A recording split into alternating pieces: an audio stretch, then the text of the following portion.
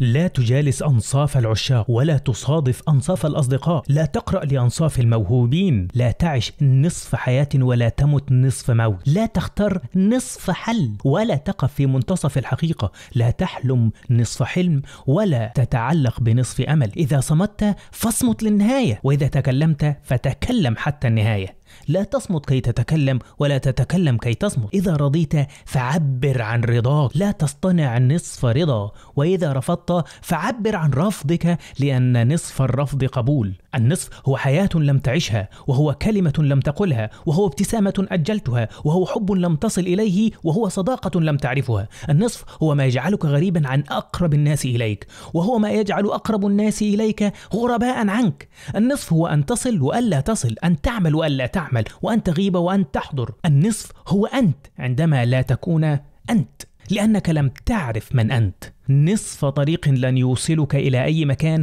ونصف فكرة لن تعطي لك نتيجة. النصف هو لحظة عجزك وأنت لست بعاجز، لأنك لست نصف إنسان. أنت إنسان وجدت كي تعيش، وليس كي تعيش نصف حياة.